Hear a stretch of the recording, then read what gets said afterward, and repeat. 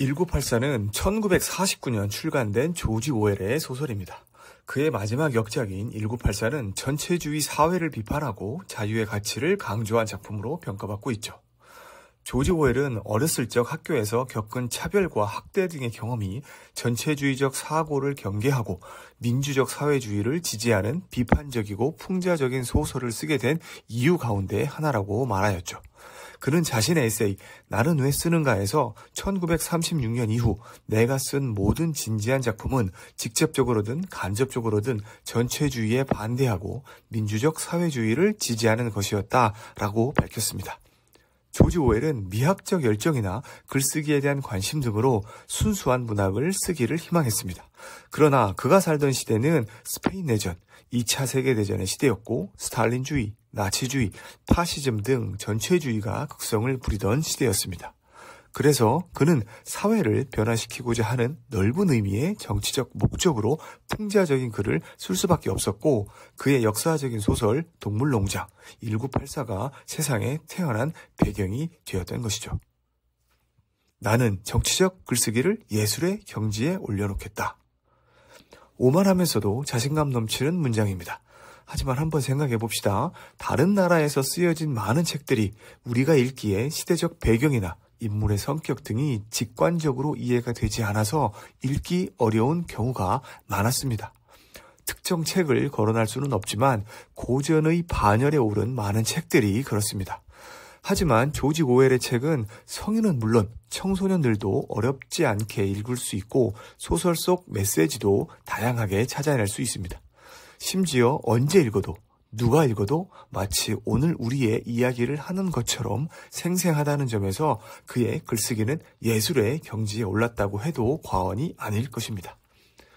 소설 속 배경은 빅브라더가 통제하는 오세아니아, 유라시아, 이스트아시아라는 거대 3국과 분쟁 지역으로 구분되어 있습니다. 세 국가는 서로 공격을 일삼지만 어떤 한 국가가 붕괴될 수준의 치명적인 공격이 일어나지는 않죠.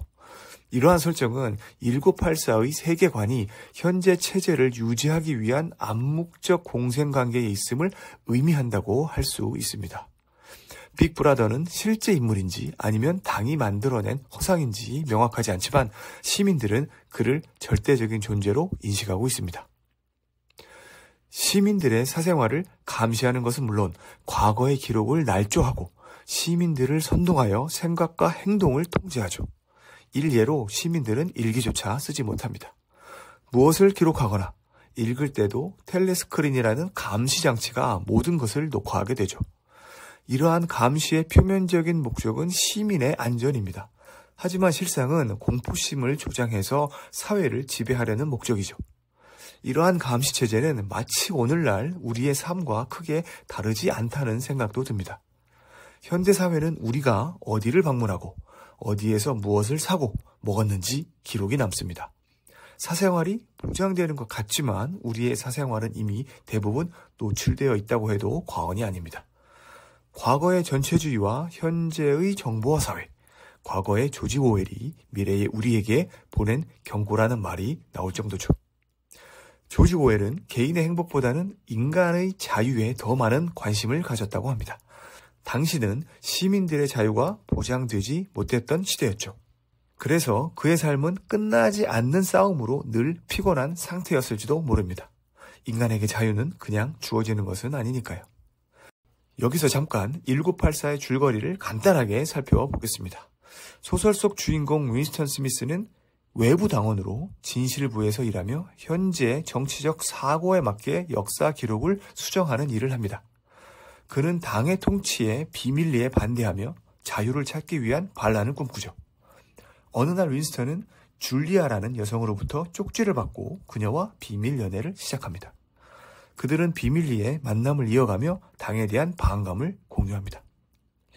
윈스턴과 줄리아는 내부 당원인 오블라이언이 반체제 단체인 형제단의 일원이라고 믿고 그를 찾아갑니다.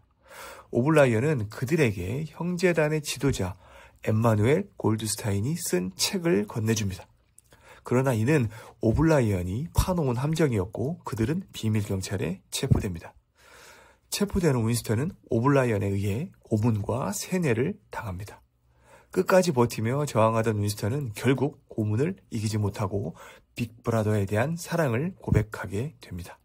그 사랑은 빅브라더가 자행한 결과라고 할 수 있을 것입니다. 개인의 사고와 감정을 배제한 무조건적인 사랑이자 일방적 지배의 결과물이죠. 전체주의는 개인의 신념과 가치를 조작하고 지배자에게 귀속되는 것을 당연하게 여기게 만듭니다. 편안하고 안전한 사회를 만든다는 명분으로 말이죠. 지금 우리 사회의 빅브라더는 무엇일까요? 시민의 자유를 억압하고 그들의 행복을 빼앗아 가려는 그 무엇은 아닐까요? 우리에게 주어진 자유를 수호하기 위해서라면 부당한 것에 목소리를 낼 줄 알아야 합니다. 다만 그 부당한 것이 무엇인지 알기 위해서는 늘 깨어 있어야 합니다. 내가 무엇을 모르는지조차 모른다면 자신의 사유를 타인에게 맡기는 꼴이 되고 말 테니까요. 그 시작은 질문입니다. 그냥 그렇구나. 이게 아니라 항상 왜? 라는 질문을 해야 하는 것이죠. 그리고 그 이유를 찾아야 합니다. 결국 철학이 필요한 거죠. 가까이는 개인의 삶에 대한 성찰에서부터 나아가서는 우리 사회에 철학이 필요한 것이죠. 철학은 세상을 바라보는 눈과 같습니다. 나는 어떤 눈으로 세상을 바라보고 있는지 질문이 필요한 시대입니다.